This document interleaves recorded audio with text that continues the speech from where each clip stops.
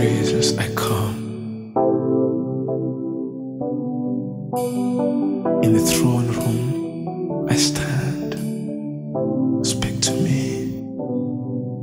Nimekuja mbele zako, nimekuja, sema nami.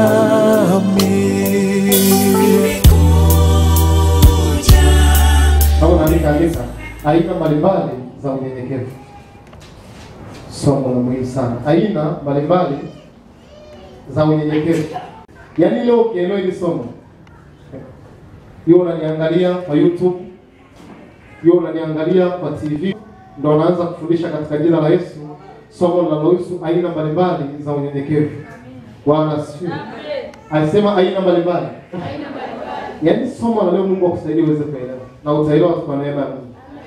Sema aina mbalimbali za unyenyekevu. Ya somo naenda kufundisha leo. Kuna aina mbalimbali za unyenyekevu kwenye maisha ya wanadamu. Ziko aina za mbalimbali. Labda niongee. Kama vile unaona kuna magari ya aina mbalimbali, hivyo hivyo pia kuna unyenyekevu wa aina mbalimbali. Kama vile unaona kuna nguo za aina mbalimbali, hizo za kike au za kiume, hivyo hivyo kuna unyenyekevu wa aina mbalimbali, hivyo hivyo unaona. Kama vile unaona kama kuna viatu vya aina mbalimbali, hivyo hivyo pia mbele za Mungu kuna namna Mungu anapima unyenyekevu kwa njia mbalimbali. Bwana asifiwe. Bwana asifiwe. Unaweza kuwa mnyenyekevu kwa hii, kuna kiburi cha hatari. Unaweza kuwa mnyenyekevu eneo fulani, kufai kabisa. Ndio maana nakwambia kuna aina mbalimbali za unyenyekevu. Na nataka kwanza kufundisha utajipima wewe. Ni mnyenyekevu kwenye kona gani na si mnyenyekevu kwenye kona gani. Kuna vipimo. Kama unavyoona vile, kama kuna vipimo ukienda hospitalini. Kuna vipimo maalum vya kupimia ukimwi, kuna vipimo vya kupimia malaria na vipimo tofauti. Hivyo hivyo pia Mungu ana vipimo vya kupima mtu ambaye ni mnyenyekevu. Na vipimo vyake viko tofauti. Na leo nitakufundisha na utajiona wewe unyenyekevu wako uko wapi. Utajiona kama una unyenyekevu au una unyenyekevu. Naweza nikafundisha hapo kwa unyenyekevu kwenye maeneo yote nitakayopita leo. Au naweza nikafundisha hapa ukuta labda eneo fulani uko vizuri, eneo lingine hufai. Bwana asifiwe. Sema aina mbalimbali za unyenyekevu. Sema aina mbalimbali za unyenyekevu. Kitabu cha Isaya sura 57. Mungu akusaidie kuelewa somo la leo. Hapa nitafundisha faida na madhara. Sana zungumza, utaona faida za mtu mnyenyekevu na madhara kutoka mnyenyekevu huko ndani. Bwana asifiwe. Isaya sura 57 mstari wa 15.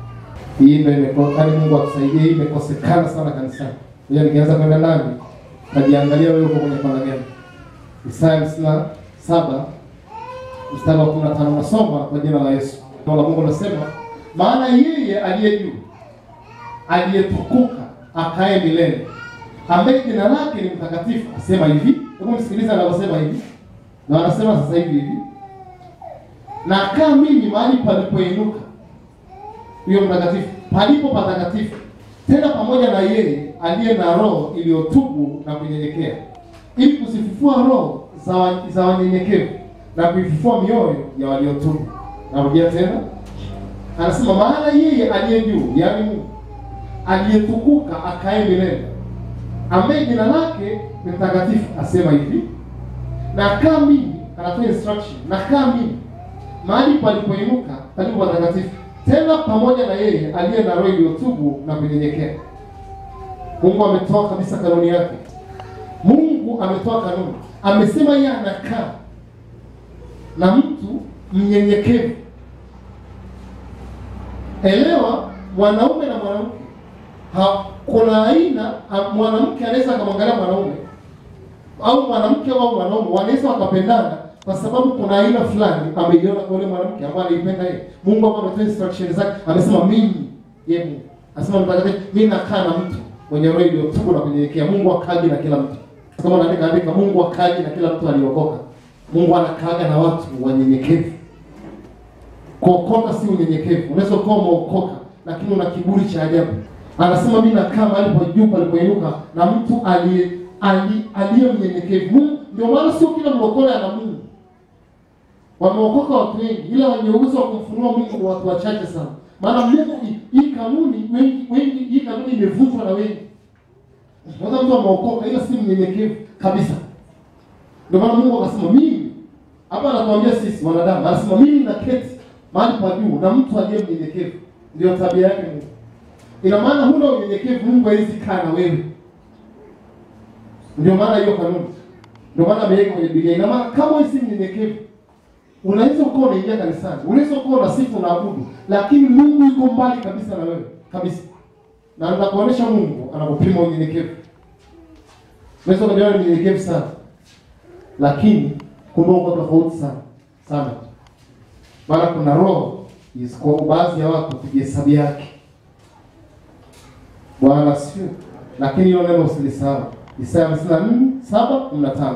Mungu anasema mimi. Ni kama rais anavyosema mimi nataka taifa hili liende hivi.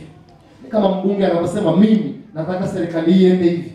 Kila mtu ana mipango yake. Mungu mpango wake ni kukaa na watu wanyenyekevu, sio kila mtu. Hata wewe ukiajiriwa mahali usipofuata kanuni za bosi anaweza akakuondoa pale.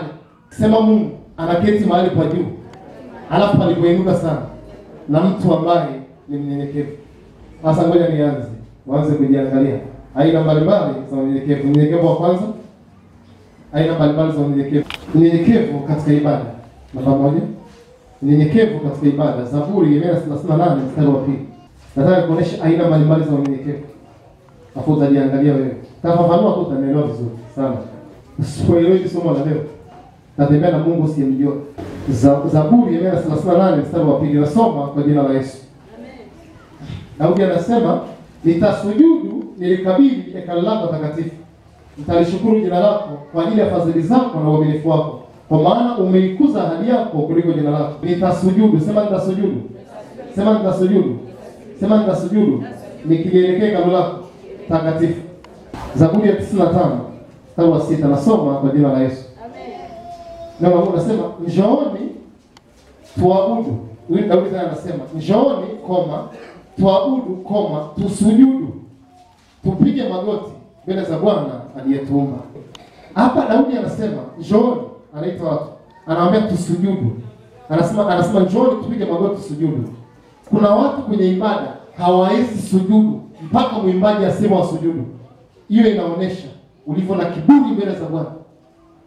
Kuna watu hata hawezi kusujudu wala hawezi kupiga magoti kwenye ibada yoyote. Ni mpaka mwimbaji aseme, jamani pigeni magoti, kwa sababu mtu anapiga magoti. Na kuna mtu hata mwimbaji asiposema kupiga magoti, sawa watu wanaabudu, anashuka mwenyewe, anapiga magoti bila kuambiwa na mtu au anawazungumzia. Ndio inatakiwa ujiangalie. Na hili jambo limezuilia watu wengi sana. Mungu asiwabariki. Mungu anaweza kaingia kanisani kwenye ibada, akabariki watu 3 akaishia zake. Hata Yesu alikuwa anapita mahali, akikuta watu wameendana kanuni zake, Yesu anasema akawaponya watu wachache akaondoka zake. Kwenye ibada asilimia kubwa ukina Daudi ni wachache sana. Daudi anasema tupige magoti, tumsujudie Bwana. Kuna watu ibadani kupiga magoti ni mpaka uimizwe. Tena unakwazika. Ukisikia hata mhubiri anasema, "Hebu tupige magoti tuabudu." Unakwazika huko ndani unajisikia vibaya. Nguo zangu zitachafuka. Unasema nguo zitachafuka. Kanisani unaona kuna makanisa kama haya. Kuna zaidi hizi kanisani. Kuna kila kitu kanisani. Kupiga tu magoti ni issue. Na kuna watu wanapiga magoti kwenye vumbi. Na suti wamevaa suti. Alafu wanapiga magoti kwenye vumbi. Alafu kuna mtu kanisa liko hivi kupiga magoti ni kazi. Na ndio maana watu wengi si wanyenyekevu kwenye ibada, na ndio maana kuna vitu hawawezi pokea. Kuna watu wengine ni kama vile Yesu alipofuatwa na Ibilisi. Ibilisi akamwambia nipigie magoti. Kuna watu mpaka waambiwe ni wapige magoti. Kuna watu kanisani muimbaji asiposema tupige magoti saa kuabudu, hutakaona nipige magoti hata siku moja. Ni mkavu, ni wa kawaida kwenye ibada. Kwa nini? Ibada anachukulia kitu cha kawaida, na ndio maana maisha ya watu wengi ni ya kawaida.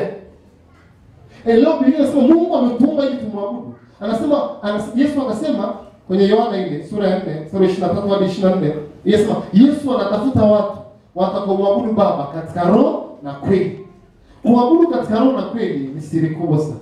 Na kwa wengine mnajijua, yaani ukumkuta mtu ambaye anapiga eti mwimbaji anaimba kule, alafu muone mtu anapiga magoti bila mwimbaji kusema. Na sio kanisa moja. Sehemu nyingi nilizoenda nikaona saa ya kuabudu. Saa mwimbaji hata kama mwimbaji anaimbishaje, kuna watu hawawezi piga magoti. Kwa nini? Si wanyenyekevu. Nazungumza na lile kundi, ni mpaka mhubiri aseme, jamani tupige magoti. Na unapiga magoti. Wewe unajui Mungu gani unamwabudu wewe? Mpaka uumizwe kupiga magoti? Yaani wewe mwenyewe usikii katika roho, hamna Mungu anayeongea na wewe. Sasa unaabudu na kwa usikie kitu. Sasa mwimbaji huko anasema tuabudu, wewe unatakiwa na wewe unasikia. Kuna saa unaweza ukaambiwa wewe mwenyewe piga magoti. Lakini kuna watu kwenye ibada ni watu wa kawaida. Na ndio maana utashangaa mtu anaingia ibadani anatoka yuko vile vile alivyoingia. Kwa sababu gani? Hana unyenyekevu. Kuna mtu ani mhubiri waimbaji tu akianza, haleluya,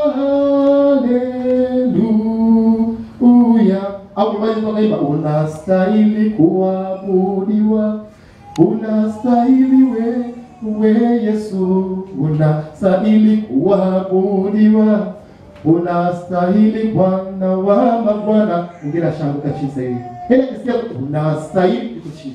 Lakini kuna mtu hata zimbwe nyimbo 80, hata hajaimbe mtu gani hapo, hata kaa pige magoti. Unajua? Yaani Mungu atuhurumie. Tuna vitu vingi Mungu anataka kutusaidia, ila mioyo yetu. Na achilia moto kila mahali. Aya wewe Mungu, fire kwa jina la Yesu. Fire kwa jina la Yesu. Naongeza moto mara 7. Aya tayari kwenye miguu moto, je mapepo mlioko kwenye mwili? Na wachoma moto kwa jina la Yesu. Aya ondokeni, kimbia. Aya je roho kuzimu, kimbia, achichi kichwa kwa jina la Yesu Kristo wa Nazareth. Kwa jina la Yesu Kristo wa Nazareth. Una madini ya fire. Aya mizimu. Na ruhusu damu Yesu leo fire kwa jina la Yesu. Kwa damu Yesu mlomfunga. Mlomfunga roho, mlomfunga roho hii, fire kwa jina la Yesu. Fire kwa jina la Yesu. Mapepo pungua moto kwa jina la Yesu. Mizimu kichwani fire kwa jina la Yesu. Haya. Nyewe kuagiza kwa damu Yesu mnafunga huyu mama, naachilia moto mara 7. Achilie ufahamu wake, na tunaona mama angetakiwa tajiri, pesa zake zimeshikiliwa katika roho. Huyu mama anaishi maisha ambayo kutakiwa yeye. Haya, kwa damu Yesu Mungu naomba rehema kwa huyu mama. Naomba rehema kwenye kizazi chake. Uhalali wa kuagiza miungu kuanzia maisha ya mama. Karibu ufahamu wake, akili zake, muachie na awe huru kuanzia sasa. Kwa jina la Yesu Kristo wa Nazareth. Amen. Pigie Bwana Yesu makofi. Kwa maana kama watu walikuwa wanaumwa na vichwa, kumbe wengine ni mapepo. Bwana asifiwe. Ili Mungu ndiye kumweka huru kwa neema yake. Hebu tupige tena Bwana Yesu makofi.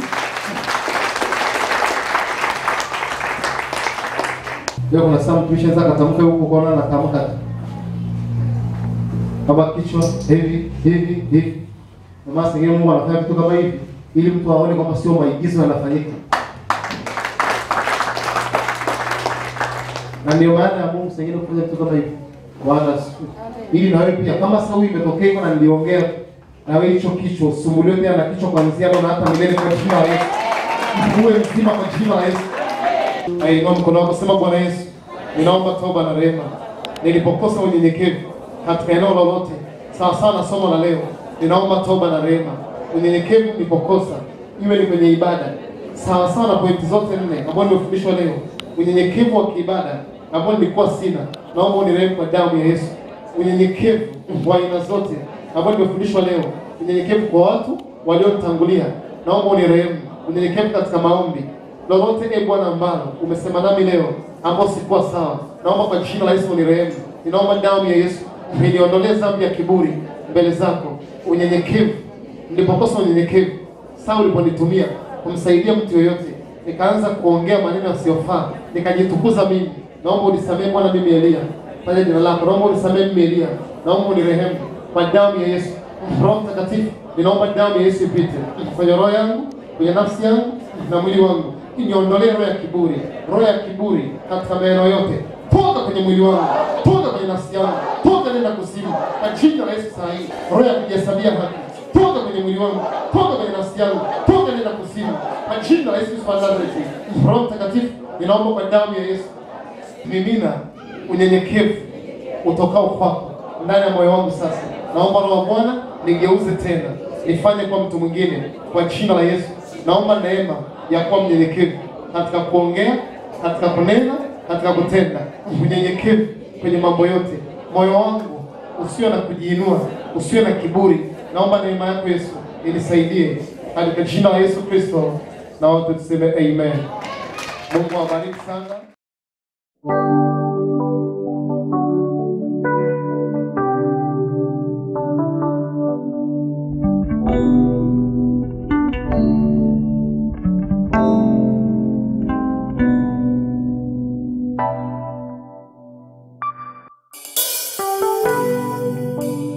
praises I come. In the throne